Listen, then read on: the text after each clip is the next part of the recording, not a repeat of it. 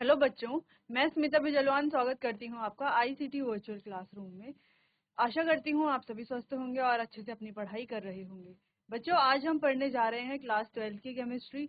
और class 12 chemistry में हमारा चैप्टर चल रहा था कोऑर्डिनेशन कंपाउंड, तो इसी को ही आगे कंटिन्यू करेंगे। तो लास्ट लेक्चर में हम पढ़ रहे थे क्रिस्टल फील्ड स्प्लिटिंग के बारे में, जहाँ पर हमने ऑक्टाहेड्रल कॉम्प्लेक्सेस में स्प्लिटिंग कैसे की जाती है इसके बारे में बात की थी। ठीक है, जो हमारे ऑक्टाहेड्रल कॉम्प्लेक्सेस हैं उनमें स्प्लिटिंग कैसे की जाती है। ठीक है, कहाँ पर रिपल्शन ज्यादा होता है। ठीक है, तो वो होता है ईजी में, और ईजी यानी कि जो हमारे कैसे हैं, कौन सा सेट है ये, क्या ये एक्सियल सेट है या नॉन एक्सियल सेट है। तो ये होते हैं हमारे एक्सियल सेट। ठीक है, तो एक्सियल सेट की एनर्जी ज्यादा हो जाती है जिस वजह से वो ऊपर की तरफ स्प्लिट हो जाते हैं, और जो नॉन एक्सियल सेट है उनकी एनर्जी कम रहती है जिस वजह से वो नीचे की तरफ स्प्लिट हो जाते हैं। सिंपल। फिर हमने पढ़ा था बच्चों की टेट्राहेड्रल कॉम्प्लेक्सेस में स्प्लिटिंग कैसे होगी। जस्ट अपोजिट है ये ऑक्टाहेड्रल के। जैसे ऑक्टाहेड्रल में क्या था कि जो हमारा एक्सियल सेट था वो ऊपर की तरफ था और नॉन एक्सियल सेट नीचे की तरफ था। लेकिन अब यहाँ पर टेट्राहेड्रल में कैसी स्प्लिटिंग हो रही है कि अब यहाँ पर जो जस्ट अपोजिट ऑक्टाहेड्रल, यानी कि यहाँ पर कैसे हो रही है कि जो हमारा नॉन एक्सियल सेट है वो आ जाता है ऊपर, क्योंकि उसकी एनर्जी ज्यादा है, ज्यादा रिपल्शन की वजह से। और जो हमारा नॉन एक्सियल जो हमारा एक्सियल सेट है वो नीचे आ जाता है। फिर थोड़ा कॉम्प्लिकेटेड स्प्लिटिंग होती है स्क्वायर प्लेनर में, जिसको हमने डिस्कस कर लिया था, तो आप देख सकते हो इसे। फिर हम पढ़ रहे थे बच्चों जो सीएफटी है, कौन कौन से फैक्टर हैं जो क्रिस्टल फील्ड स्प्लिटिंग एनर्जी को अफेक्ट करते हैं। तो अलग अलग फैक्टर्स के बारे में हमने बात की, जैसे कि ऑक्सीडेशन स्टेट है, स्ट्रेंथ ऑफ लिगेंड है, जेड इफेक्टिव है। ठीक है, इसके अलावा जो हमारे कॉम्प्लेक्सेस हैं, मेन ऑर्बिटल भी इसके लिए रिस्पॉन्सिबल होते हैं। ठीक है, तो ये हमने पढ़ लिया था, अच्छे से समझ लिया था, और इससे रिलेटेड कुछ क्वेश्चंस भी कर लिए थे। फिर लास्ट लेक्चर में हम पढ़ रहे थे सीएफटी के एप्लीकेशंस, कि क्या क्या इसके एप्लीकेशंस है। तो हम अलग अलग यहाँ पर बच्चों एप्लीकेशंस के बारे में बात कर रहे थे। तो पहले एप्लीकेशन हमारे electronic configuration of central metal atom. तो इसको हमने अपने लास्ट लेक्चर में डिस्कस किया था, तो एक बार इसको थोड़ा सा हम रिवाइज कर लेते हैं जो भी हमने लास्ट लेक्चर में डिस्कस किया था, फिर आगे और एप्लीकेशंस की तरफ बढ़ते हैं। ठीक है, तो हमने एग्जाम्पल लिया है यहाँ पर ऑक्टाहेड्रल कॉम्प्लेक्स का। आप टेट्राहेड्रल कॉम्प्लेक्स का एग्जाम्पल भी ले सकते हो, स्क्वायर प्लेनर का एग्जाम्पल भी ले सकते हो। ठीक है, कोई सा भी आप एग्जाम्पल ले सकते हो। अब सबसे पहले जो हमने फैक्टर्स पढ़े थे कि कौन कौन से factor crystal field splitting energy को अफेक्ट करते हैं, वो फैक्टर हमें रिमाइंड होने चाहिए, हमें पता होना चाहिए। ठीक है, कौन कौन से फैक्टर है। तो पहली चीज हमने एक देखी थी कि जो क्रिस्टल फील्ड स्प्लिटिंग एनर्जी है वो लीगेंड की स्टेबिलिटी के डायरेक्टली प्रोपोर्शन होती है। यानी कि अगर लीगेंड जो है स्ट्रॉन्ग फील्ड लीगेंड है, तो क्रिस्टल फील्ड स्प्लिटिंग एनर्जी वो सिंपली हम स्प्लिटिंग एनर्जी कहते हैं। ठीक है, तो स्प्लिटिंग एनर्जी भी ज्यादा होगी। ठीक है, और अगर लीगेंड जो है वो वीक फील्ड लीगेंड होगा तो स्प्लिटिंग एनर्जी कम होगी। ठीक है, अब इससे फर्क क्या पड़ेगा या डिफरेंस कहाँ पर आएगा। देखो, जहां पर स्ट्रॉन्ग फील्ड लीगेंड होगा तो स्प्लिटिंग एनर्जी ज्यादा होगी। स्प्लिटिंग एनर्जी के ज्यादा होने की वजह से उनके बीच में जो गैप है वो भी ज्यादा होगा, है ना। स्प्लिटिंग एनर्जी के ज्यादा होने का मतलब ही तो ये है कि गैप ज्यादा होगा उनके बीच में। किसके बीच में गैप ज्यादा होगा, T2G और EG के बीच में गैप ज्यादा होगा। ठीक है, और अगर लीगेंड जो है हमारा वीक फील्ड है तो जो हमारी स्प्लिटिंग एनर्जी है वो कम होगी, जिस वजह से लीगेंड्स के बीच का जो गैप है वो भी कम होगा। ठीक है, तो दो चीजें हमें यहाँ पर समझ में आ गई है। ठीक है, चलो इतना समझ में आया। फिर हमने कहा पेयरिंग एनर्जी के बारे में हमने डिस्कस किया था कि इलेक्ट्रॉन्स को जो है, जब हम दो इलेक्ट्रॉन को एक साथ रख रहे हैं, सिंपल सी बात करें तो हम पेयर बना रहे हैं। ठीक है, अब इन ये दोनों नेगेटिव चार्ज है, तो इन इलेक्ट्रॉन को एक ऑर्बिट में रहने के लिए, साथ में रखने के लिए हमें क्या करनी पड़ती है, कुछ एनर्जी देनी पड़ती है। तो वो जो अमाउंट ऑफ एनर्जी हम देते हैं इलेक्ट्रॉन्स को उनके ऑर्बिट में रहने के लिए, ऑर्बिटल्स में रहने के लिए, उस एनर्जी को बोलते हैं हम पेयरिंग एनर्जी। ठीक है, चलो पेयरिंग एनर्जी का काम इतना ही था, बस हमें पता होना चाहिए कि पेयरिंग एनर्जी भी कुछ है और वो कहाँ यहाँ पर इन्वॉल्व है। ठीक है, चलो अब दूसरी चीज ये, जब हम यहाँ पर इलेक्ट्रॉन्स की फिलिंग करते हैं, क्योंकि मेन मुद्दा है इलेक्ट्रॉन की फिलिंग का कि इलेक्ट्रॉन कैसे हम फिल करेंगे। ठीक है, चलो तो जब तक हमें 3 इलेक्ट्रॉन फिल करने होते हैं तब तक तो सब कुछ स्मूथली चलता है। क्योंकि 3 इलेक्ट्रॉन तो अगर हमारे पास लीगेंड जो है वो स्ट्रॉन्ग फील्ड है या लीगेंड हमारे पास वीक फील्ड है, ठीक है। लीगेंड अगर स्ट्रॉन्ग फील्ड हो या वीक फील्ड हो कोई फर्क नहीं पड़ता, 3 इलेक्ट्रॉन को सिर्फ इस तरीके से ही भरा जाएगा, वीक फील्ड हो चाहे स्ट्रॉन्ग फील्ड हो, ठीक है। लेकिन डिफरेंस कहाँ पर आता है, जब भरना होता है चौथा इलेक्ट्रॉन। जब हम फोर्थ इलेक्ट्रॉन की फिलिंग यहाँ पर करेंगे तो अब हमारे पास क्या होगा, थोड़ा कंफ्यूजन क्रिएट होगा कि चौथे इलेक्ट्रॉन को यहीं पर ही फिल किया जाए, है ना, यहाँ से पेयरिंग स्टार्ट करके फिल किया जाए, या हमें इसको ईजी में फिल करना है। तो ये डिपेंड करता है हमारे लीगेंड पर, लीगेंड का स्ट्रेंथ क्या है। अगर वो एक स्ट्रॉन्ग फील्ड लीगेंड है ना, लीगेंड कैसा है, स्ट्रॉन्ग फील्ड लीगेंड है, यानी कि इन दोनों के बीच का जो गैप है वो ज्यादा होगा। अगर लीगेंड स्ट्रॉन्ग फील्ड है तो इन दोनों के बीच का गैप क्या होगा, ज्यादा होगा, जिस वजह से इलेक्ट्रॉन को हमें यहाँ पर ही फिल करना पड़ेगा। तो जैसे कि हमने पहले भी पढ़ा जब हम वीबीटी पढ़ रहे थे और जो हम हाइब्रिडाइजेशन जब वहां पर निकाल रहे थे, तो एक टॉपिक हमने ये भी पढ़ लिया था वहां पर कि अगर हम स्ट्रॉन्ग फील्ड लीगेंड लेते हैं तो वहां पर इलेक्ट्रॉन की पेयरिंग हो जाती है। तो पेयरिंग क्यों होती है उसको हमने यहाँ पर अच्छे से समझ लिया है, एक्सप्लेन कर लिया है पूरा, ठीक है। तो अगर स्ट्रॉन्ग फील्ड लीगेंड है और चौथा इलेक्ट्रॉन हमें भरना है तो हम यहाँ पर भरेंगे, यानी कि पेयरिंग स्टार्ट करेंगे। तो स्ट्रॉन्ग फील्ड लीगेंड में पेयरिंग इसीलिए होती है एनर्जी गैप ज्यादा होने की वजह से। लेकिन अगर लीगेंड वीक फील्ड हो तो तब हम इलेक्ट्रॉन जो है यहाँ पर भरना शुरू करेंगे, ठीक है, अगर वीक फील्ड लीगेंड है, ठीक है। क्यों यहाँ पर भरेंगे, क्योंकि देखो एनर्जी गैप तब तो कम है, तब आसानी से इलेक्ट्रॉन हम यहाँ पर फिल कर सकते हैं, ठीक है। इतना चलो, तो हमने यहाँ पर ये टेबल बनाई थी बच्चों लास्ट लेक्चर में, जहां पर हमने देखा था कि कैसे T2G और EG में एक ऑक्टाहेड्रल कॉम्प्लेक्स में स्ट्रॉन्ग फील्ड लीगेंड में और वीक फील्ड लीगेंड में कैसे इलेक्ट्रॉन की फिलिंग की जाएगी। तो यहाँ पर हमने देख लिया। देखो अब यहाँ पर दोबारा से एक इलेक्ट्रॉन की फिलिंग के बारे में बात करते हैं, अगर फील्ड क्या है, स्ट्रॉन्ग फील्ड है और अगर वीक फील्ड है तो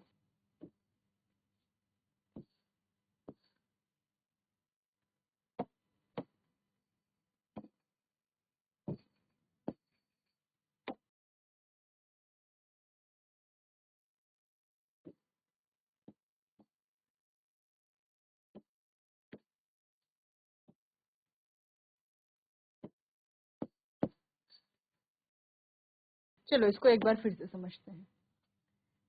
अगर हमें इलेक्ट्रॉन की फिलिंग करनी है एक स्ट्रॉन्ग फील्ड लीगेंड में, ठीक है, अगर हमें एक इलेक्ट्रॉन फिल करना है तो ये रहा पहला इलेक्ट्रॉन, 2 इलेक्ट्रॉन फिल करने हैं तो इस तरीके से फिल करेंगे, 3 फिल करने हैं तो ऐसे फिल करेंगे स्ट्रॉन्ग फील्ड लीगेंड में। चौथा इलेक्ट्रॉन फिल करना है अगर, तो चौथा इलेक्ट्रॉन यहीं पर ही फिल किया जाएगा। किस वजह से, स्ट्रॉन्ग फील्ड लीगेंड होने की वजह से गैप भी क्या होगा, ज्यादा होगा, CFSE भी क्या होगी, ज्यादा होगी, ठीक है। जिस वजह से इलेक्ट्रॉन आगे क्यों जाएगा, क्योंकि गैप ज्यादा आगे नहीं जा पाएगा, इलेक्ट्रॉन यहीं से क्या होना शुरू करेगा, पेयरिंग शुरू कर देगा, ठीक है। 4 है, अगर 5 इलेक्ट्रॉन है तो इस तरीके से, 6 है तो इस तरीके से, ठीक है। अब अगर 7 है तो अब यहाँ पर आएगा 7वां इलेक्ट्रॉन, 8 है तो यहाँ पर आएगा, 9 है तो यहाँ पर आएगा, 10 है तो यहाँ पर आएगा। समझ गए स्ट्रॉन्ग फील्ड लिगेंड में कैसे भरा जाएगा, स्ट्रॉन्ग फील्ड लिगेंड की प्रेजेंस में कैसे भरा जाएगा। अब वीक फील्ड की बात करते हैं, एक इलेक्ट्रॉन यहाँ पर, 2 है तो यहाँ पर, 3 है तो यहाँ पर, चौथा इलेक्ट्रॉन यहाँ पर जाएगा और 5वां इलेक्ट्रॉन यहाँ पर जाएगा, ठीक है। 5 इलेक्ट्रॉन है तो ऐसे। अब 6 इलेक्ट्रॉन है तो 6वां इलेक्ट्रॉन यहाँ पर, 7वां यहाँ पर, 8वां यहाँ पर, 9th इलेक्ट्रॉन यहाँ पर और 10th इलेक्ट्रॉन यहाँ पर। तो इस तरीके से यहाँ पर फिलिंग होगी। एट लास्ट आप देखोगे 10 इलेक्ट्रॉन तो फुली फिल्ड है, 9 इलेक्ट्रॉन होंगे तो भी सेम होगा और 7 इलेक्ट्रॉन होंगे तो भी सेम होगा, सॉरी 8 इलेक्ट्रॉन होंगे तो भी सेम होगा। देखो अब यहाँ पर कुछ पॉइंट्स हमने हाईलाइट किए, जैसे D1, D2, D3, D8, D10 और D9 और D10, ठीक है। तो ये हाईलाइट क्यों किए हुए हैं, क्योंकि अगर आप इनका कॉन्फ़िगरेशन देखो तो सेम है। देखो यहाँ पर भी T2G में 1, यहाँ पर भी सेम है, तो पहला दूसरा तीसरा में क्या है, सेम इलेक्ट्रॉनिक कॉन्फ़िगरेशन है। और वहीं 8th 9th 10th भी अगर आप देखो तो 8th में भी, 9th में भी और 10th में भी सेम इलेक्ट्रॉनिक कॉन्फ़िगरेशन है, क्लियर है। लेकिन डिफरेंस कहाँ पर है, डिफरेंस है यहाँ पर D4, D5, D6 और D7। तो ये हमारे यहाँ पर जो इनके क्या है, देखो यहाँ पर इसमें 3 है और 1 है, यहाँ पर इसमें 4 है और 0 है, यहाँ पर 3 है 2 है, यहाँ पर देखो 5 है और 0 है, यहाँ पर देखो T2G में 4 है 2 है EG में, यहाँ पर T2G में 6 है और EG में कितना है 0 है। ठीक है, वहीं यहाँ पर देखो 5 है 2 है, यहाँ पर 6 है और 1 है, यहाँ पर यहाँ के तो खैर बाकी के 3 सेम है। तो ये जो बीच के जो 4 है 4 5 6 7, यहाँ पर कॉन्फ़िगरेशन डिफरेंट है और यहीं पर ही इम्पोर्टेंट भी है, क्योंकि बाकियों में तो सेम ही कॉन्फ़िगरेशन है तो फर्क थोड़ी ना पड़ रहा है ज्यादा। ठीक है, लेकिन यहीं पर ही है जो कॉन्फ़िगरेशन क्या है दोनों में बिल्कुल अलग है। तो यहाँ पर ही लिगेंड्स का फर्क जो है वो पता चलता है, यानी कि स्ट्रॉन्ग फील्ड लिगेंड और वीक फील्ड लिगेंड। क्लियर है इतना? चलो, तो ये आपको अच्छे से इसको नोट करना है कॉपी में, और आपको इसको याद करने की जरूरत बिल्कुल भी नहीं है। जैसे क्या हमने अभी याद किया? बिल्कुल भी याद नहीं किया है ना, हमें सारा पता है क्योंकि हमने ये सीख लिया है कि कैसे इलेक्ट्रॉन की फिलिंग होगी। ये अगर हमें पता है तो ये तो हम आसानी से बना ही लेंगे। ठीक है, तो अभी तो हमने ऑक्टाहेड्रल का एग्जांपल लिया है, अगर आपको टेट्राहेड्रल का बनाना है, ये कॉन्फ़िगरेशन इस तरीके से लिखनी है, तो आप आसानी से टेट्राहेड्रल में भी लिख सकते हो, स्क्वायर प्लेनर में भी लिख सकते हो। क्लियर है इतना? चलो, तो नोट कीजिए बच्चों इसे, फिर आगे और एप्लीकेशंस को पढ़ते हैं। चलिए अब आगे बढ़ते हैं अगले एप्लीकेशन की तरफ। तो नेक्स्ट हमारे पास है इन ऑक्टाहेड्रल कॉम्प्लेक्स। अच्छा, कुछ पॉइंट्स हम ऐसे पढ़ेंगे जो हमने पहले पढ़े हुए हैं, ठीक है, फिर भी आपको देखना है उन्हें एक बार। In octahedral complexes the metal ion is in the centre of the octahedral and the 6 ligand lie at the 6 corner of the octahedral along the 3 axis X, Y and Z। जैसे कि आप यहाँ पर देख सकते हो, ये हमारी है X एक्सिस, ये Y एक्सिस और ये Z एक्सिस। ठीक है, तो जो हमारा सेंट्रल मेटल है वो सेंटर में ही होगा। 6 लिगेंड जो है वो 6 कॉर्नर्स पर लाई करेंगे, 1 2 3 4 5 6 of the octahedral along the X3 axis. तो इन 3 एक्सिस के अलोंग ये लाई करेंगे। ठीक है, समझ में आया? अलोंग द एक्सिस क्या बोला जा रहा है यहाँ पर? सिंपल सी बात है, along the axis, between the axis यहाँ पर नहीं बोला जा रहा। तो अलोंग द एक्सिस में क्या होता है, जो हमारा EG सेट होता है वो ऊपर की तरफ जाता है, और जो हमारा T2G सेट होता है वो नीचे की तरफ जाता है, क्योंकि EG में यहाँ पर क्या है, हाई रिपल्शन होता है। ठीक है, हाई रिपल्शन की वजह से ये ऊपर जाता है, हाई रिपल्शन। तो ये फैक्टर हम डिस्कस पहले भी कर चुके हैं। ठीक है, तो इतना आपको ध्यान में रखना है। पहली बात तो ये हो गई। चलो अब आगे बढ़ते हैं।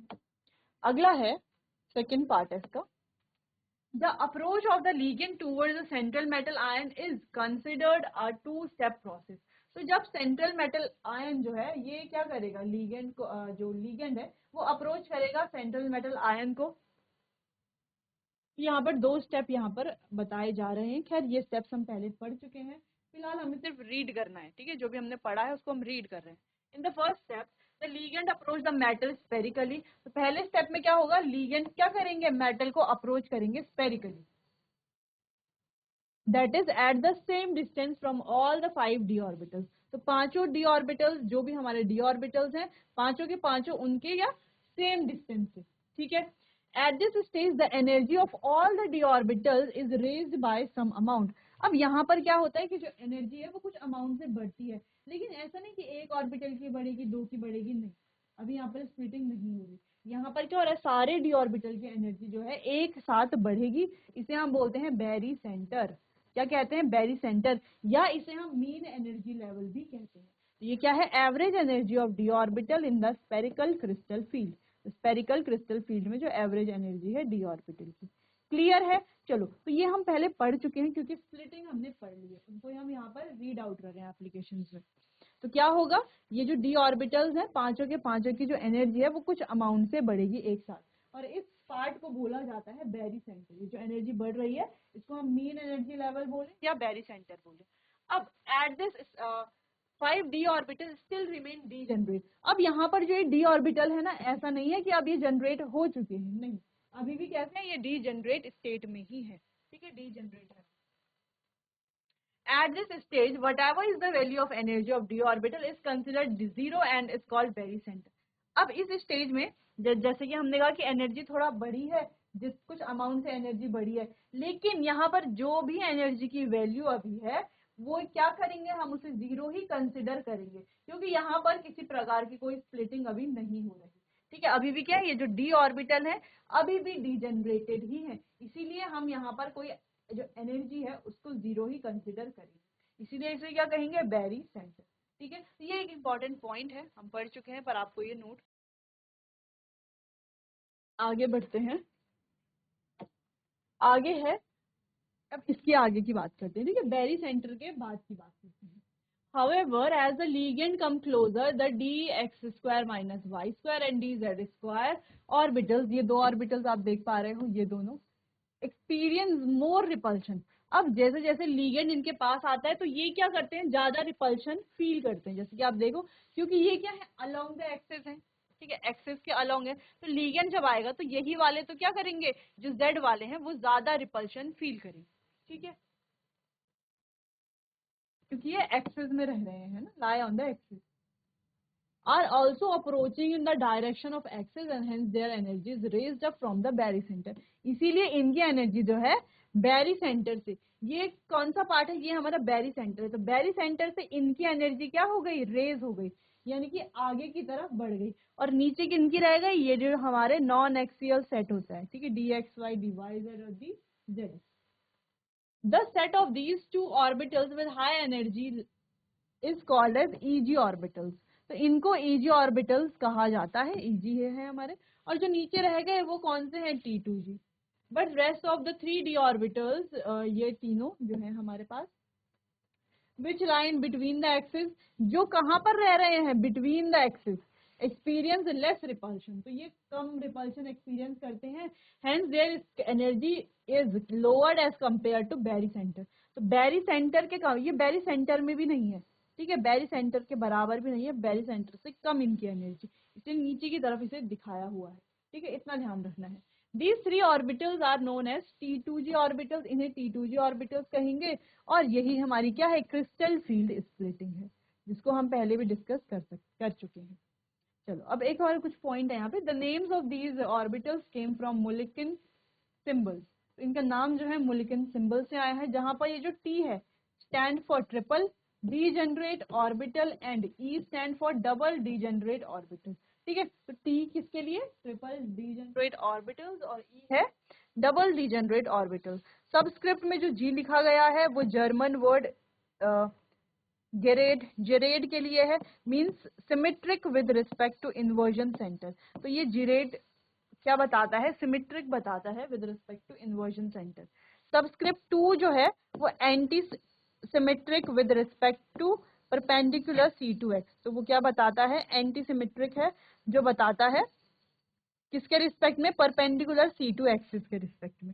ठीक है, खैर ये तो एक्स्ट्रा नॉलेज है, फिलहाल मेन यही है जो क्रिस्टल फील्ड जो कि हम पहले पढ़ चुके हैं। ठीक है, तो कहाँ पर हमने पढ़ी है, थोड़ा उसको देखते हैं, जहां पर हमने इसको एक्सप्लेन किया था।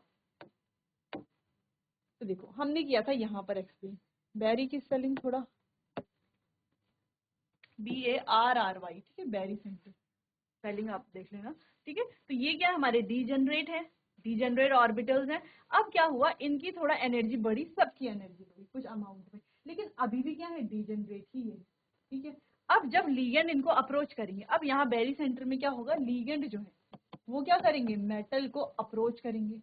लीगेंड जब मेटल को अप्रोच करेंगे तब होगी इनमें स्प्लिटिंग, क्योंकि जो एक्सिस वाले हैं वो ज्यादा रिपल्शन फील करेंगे, एक्सिस में तो ये है अलोंग द एक्सिस, तो जो अलोंग द एक्सिस वाले हैं वो ज्यादा रिपल्शन फील करेंगे और उनकी एनर्जी होगी इंक्रीज। जबकि जो कैसे हैं, नॉन एक्सियल है, यानी कि बिटवीन द एक्सिस वाले हैं, वो क्या करेंगे, वो कम एनर्जी फील करते हैं बैरी सेंटर से, इसलिए वो नीचे की तरफ चले जाते हैं। क्लियर है, और इसी को क्रिस्टल फील्ड स्प्लिटिंग हम कहते हैं, जो कि हम पहले पढ़ चुके हैं। तो इस तरीके से हम इसको पूरा ड्रॉ कर सकते हैं कंप्लीट। अच्छा, यहाँ पर भी ड्रॉ किया गया है, लेकिन आपको ध्यान देना, देखो यहाँ पर ऐसा ड्रॉ किया है, बैरी सेंटर इतना, और इसको आप जोड़ दीजिए, जैसे इसको आपको ऐड कर देंगे। ठीक है, जैसे हमने पहले किया हुआ है। चलो, तो ये है हमारा नेक्स्ट पॉइंट जो था, इसको आप नोट कीजिए, फिर आगे बढ़ते हैं। चलिए आगे बढ़े। नेक्स्ट है the extent of splitting in energies is denoted by symbol delta not. Delta not नहीं है, इसका मतलब है डेल्टा ओ, ठीक है। ओ यानी कि ऑक्टाहेड्रल ज्योमेट्री को ये रिप्रेजेंट कर रहा है, ख्याल हमने पढ़ लिया था। फिर बच्चों हमने यहाँ पर देखा कि टोटल जो इनकी एनर्जी है वो कितनी है, 10 DQ है, ठीक है। 10 DQ में जो यहाँ से यहाँ तक स्प्लिट किया वो है 3/5, या हम कह सकते हैं 6 DQ, और जो नीचे है वो है 2/5, जिसको हम कह सकते हैं 4 DQ, ठीक है। चलो, तो due to this splitting the increase of energy of 2 EG orbitals will increase by 3/5 delta nought, while that of 3 T2G will increase by 2/5। तो इसकी एनर्जी इंक्रीज होगी 2/5 ऑफ डेल्टा नॉट से, ठीक है। The magnitude of crystal field splitting depends upon the strength of the ligand and charge on the metal ion. इस पर depend कर रहा है स्ट्रेंथ ऑफ द लीगेंड पर और मेटल आयन के चार्ज पर, जो हम डिस्कस कर चुके हैं। Strong ligand, strong field ligand cause large splitting, यानी कि जो हमारा स्ट्रॉन्ग फील्ड लीगेंड है वो लार्ज स्प्लिटिंग, जैसे यहाँ पे देखो ये वीक फील्ड लीगेंड लिया गया है, स्प्लिटिंग की देखो कम है, और स्ट्रॉन्ग फील्ड अगर हम लेंगे तो स्प्लिटिंग क्या होगी, लार्ज होगी, ठीक है। तो वही यहाँ पर बताया गया है। क्लियर है ये पॉइंट्स, नोट करो इनको, ठीक है। चलिए ठीक है इतना। चलो अच्छा, अब याद कैसे रखोगे, जैसे हमने बोला कि टोटल अगर हम बात करें तो कितना है, delta nought is equal to 10 DQ, ठीक है। तो यहाँ पर कितना है, ये ऊपर हमारे पास है 6 DQ और ये है 4 DQ।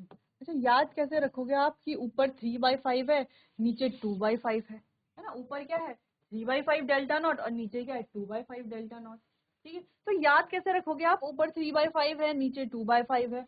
और जब आप टेट्राहेड्रल की स्प्लिटिंग पढ़ोगे वहां पर भी यही होगा, है ना। वहां पर क्या होगा, ऊपर 2/5 होगा, नीचे 3/5 होगा।